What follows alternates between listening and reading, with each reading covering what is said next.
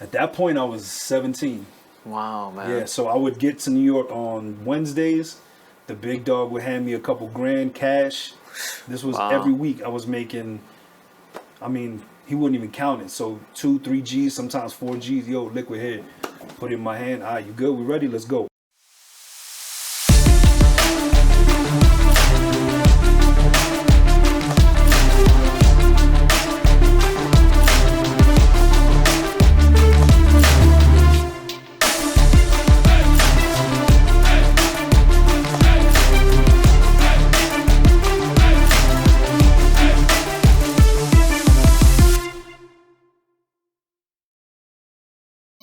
Hey everyone, this is Ivan Santiago on Pass the Mic. I have my good buddy Liquid here, man. He's a good friend, but he's also an amazing artist, producer, and musician.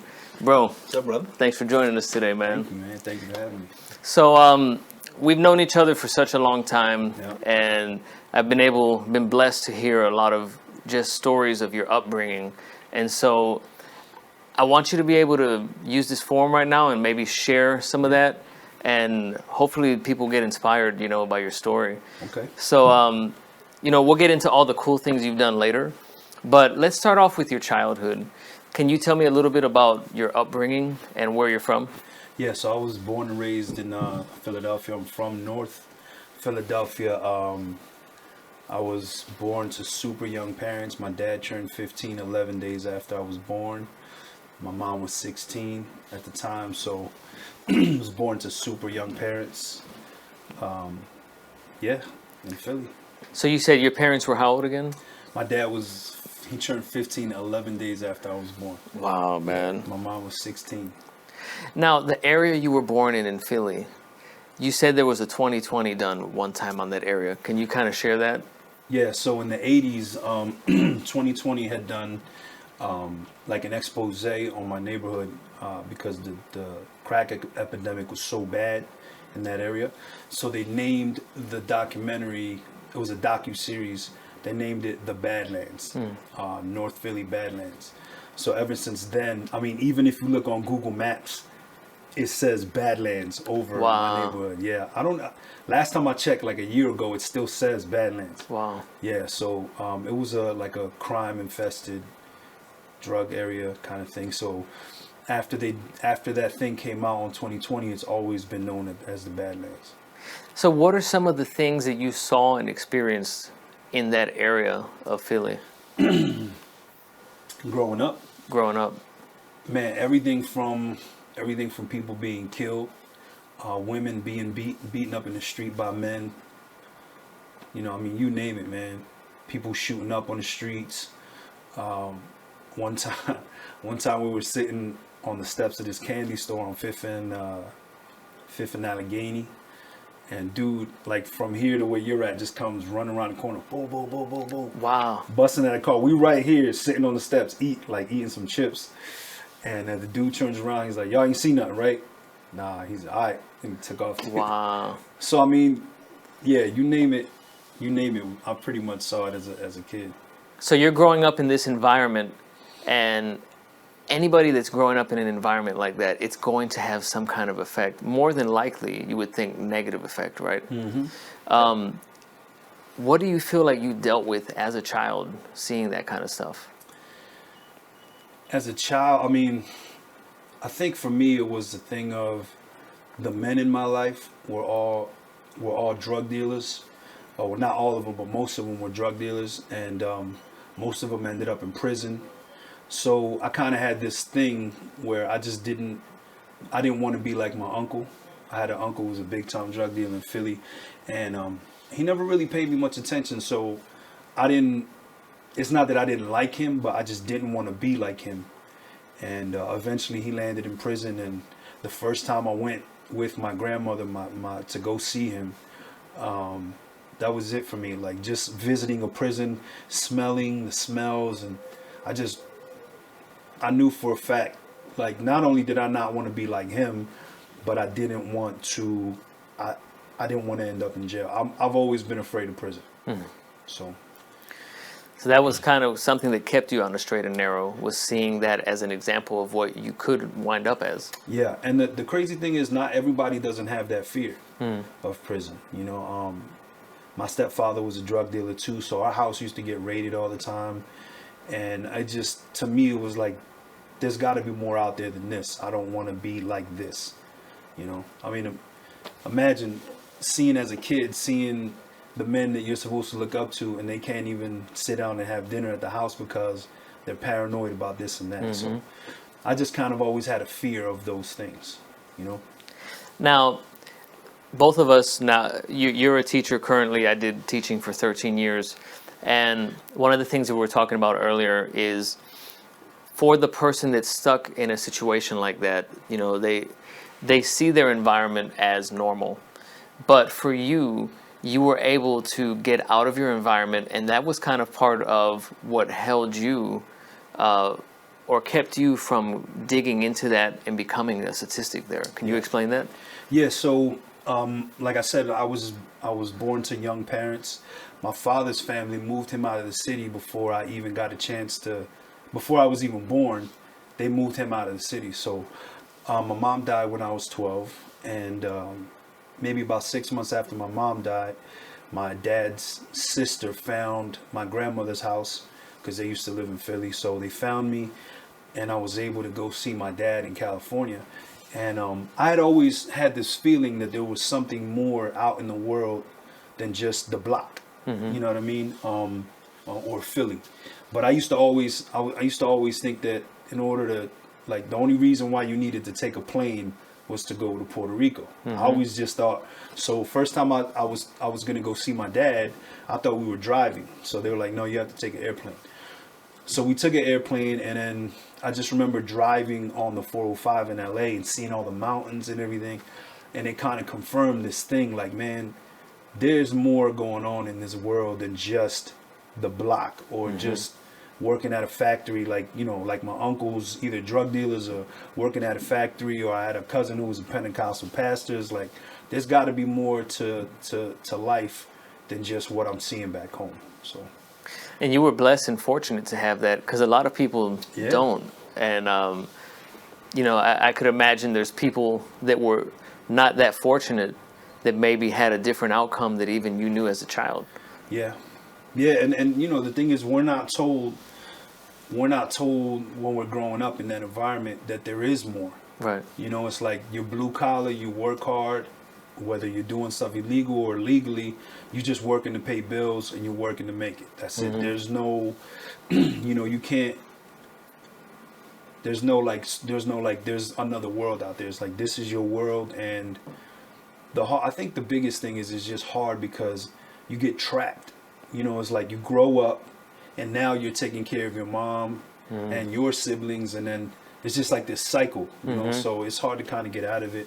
I was fortunate enough to where, even though I hadn't seen my dad in those 7 years from the time I was 5 to 12, when I did see him, you know, it was like, this is the other side of that world you live in, kind of thing. And you mentioned that you, at some point, had an experience that made you want to become a DEA agent, right?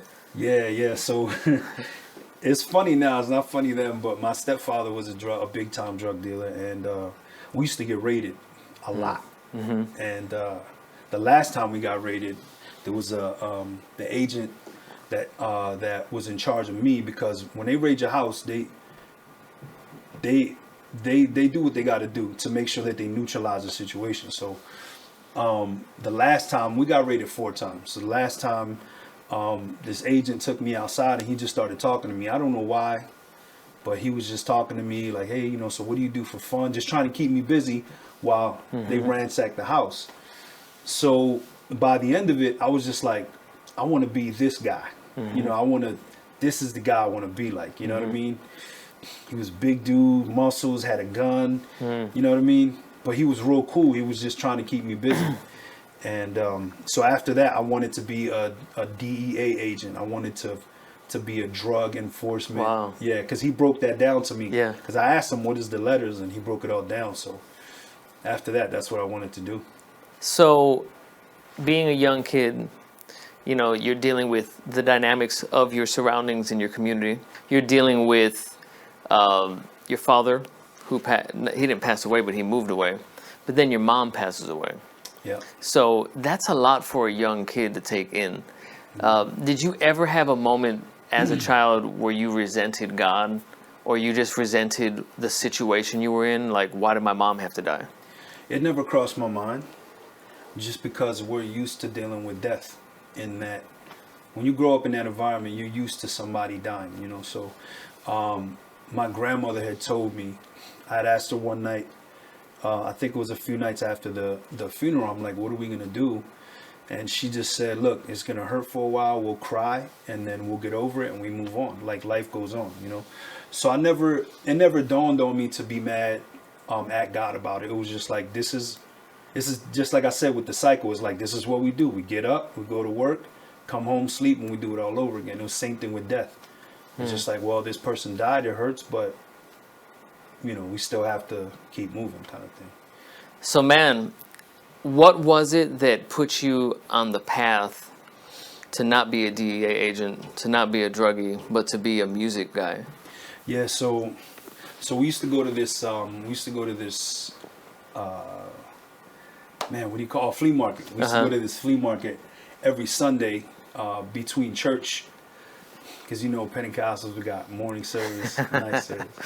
So we would always go to this flea market, and I remember I picked up a guitar while my grandma was off doing something, and I just started playing around with it, and I started matching notes, and I thought it was so weird, like, dang, I'm playing this. I thought I was playing it, but I was matching notes, and it sounded okay. So I'm like, man, all right, like, this is interesting, you know what I mean? So anyway, like a week later, a buddy of mine told me that his brother had this keyboard in a box that he never, like, it's just in the box. So I had the idea to go home and have my grandma go across the street and talk to his mom to see if they would sell it to us. So my grandma ended up going across the street, talked to the lady, gave her $100, and she gave us the Casio. So I literally spent, dude, I mean, I'm staying up till 3-4 in the morning. Wow. Like on a school night, just trying to figure out like this thing, you know, trying to figure it out. And that kept me off the street for a long time. You were hungry, man. That was it. I was hungry for something, and I didn't have any grown men in my life telling me that I could do this or that. I was being raised by my grandmother that spoke no English, you know, so like being able to even just match a few notes lit something inside me, like, man, this is, I can play a keyboard, you know what I mean? So that's kind of, I guess, that was the ball. So you fast forward and you got another keyboard. Yeah. So I helped a buddy of mine's dad gut out this I didn't gut anything. I was just carrying trash out. He had bought like a crack house a few blocks away. So he had asked me, he said, you want me to pay you, or what do you want? Like, if it's something that I can buy you, I'll buy it. So Korg used to make this keyboard called the M1, and you could record, I think it was like 8 tracks. You could do up to 8 tracks, or maybe it was 16.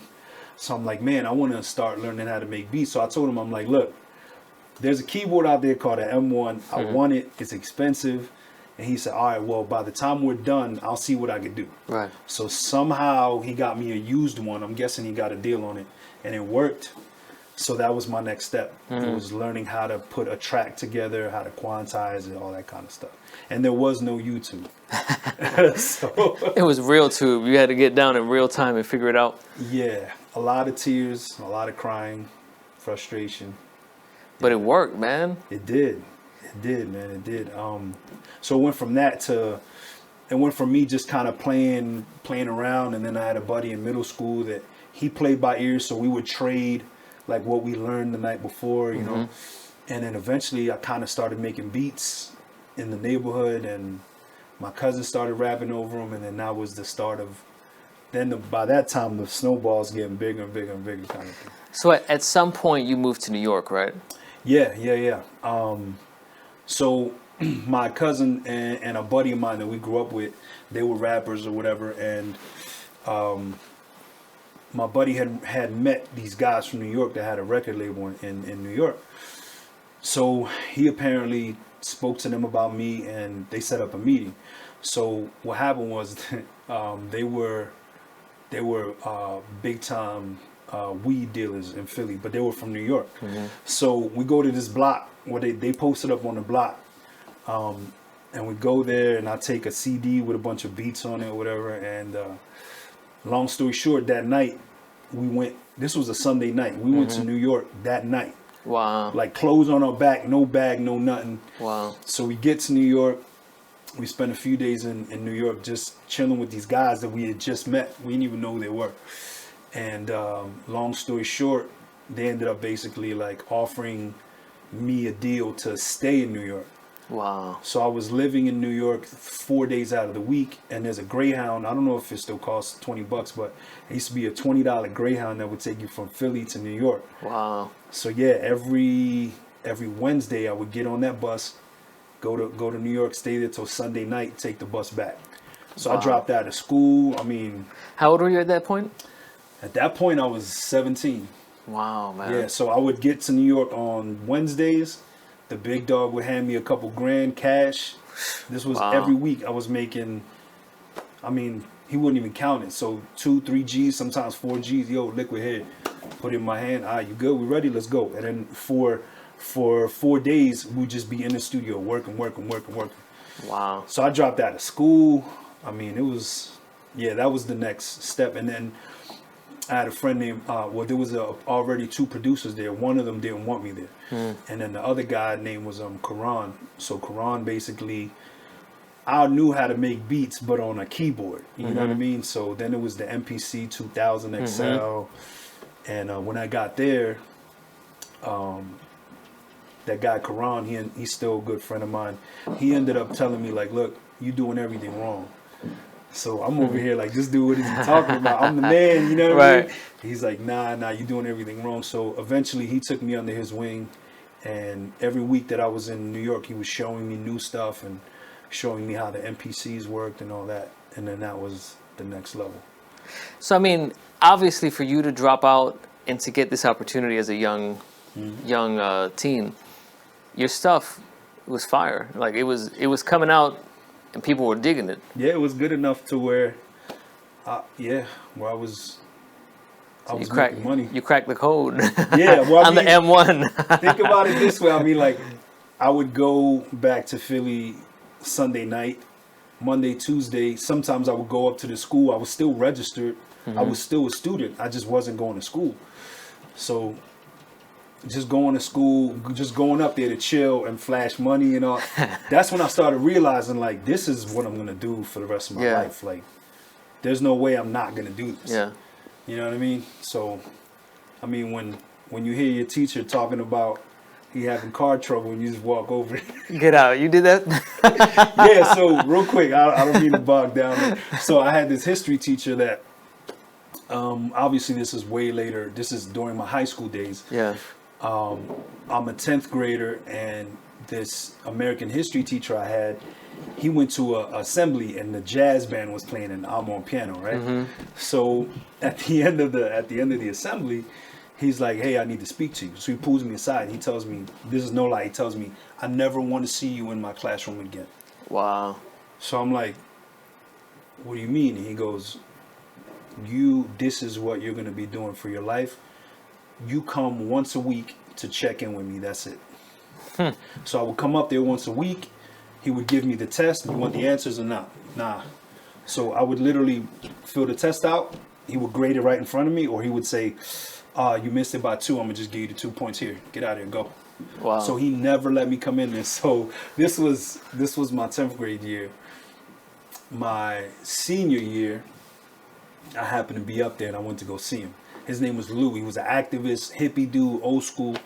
So I go up there to see him and we're just talking or whatever. And at one point I turn my back to him. I'm talking to somebody else and I hear him saying something about his car. So I turn around and I just gave him, I don't even know what I gave him. I was just like, look, man, put that on your car. And he's like, really? I'm like, yeah, it had to be a few $100. Wow. And he's like, all right, kid, all right. Put it in his pocket.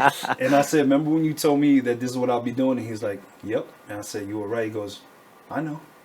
So he knew what you were doing. When he said this is what you'll be doing, he knew you were doing music.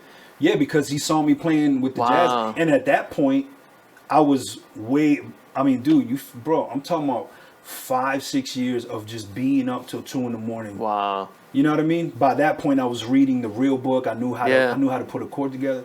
So when he saw me playing piano with the jazz band, something struck in him. And literally, like the assembly finished, I was going back to class, and he told me I need to speak to you. And he told me, look, I don't ever want to see you in my room, ever. Wow. And I'm like, why? He goes, this is what you're going to be doing for the rest of your life. That's what's up. Yeah, and I didn't, I was just like, oh. So I recall him on that. I said, remember when you said I was going to be doing this? And he goes, yeah, I know I was right. So I'm like, all right. But yeah, it was, I was making really good money.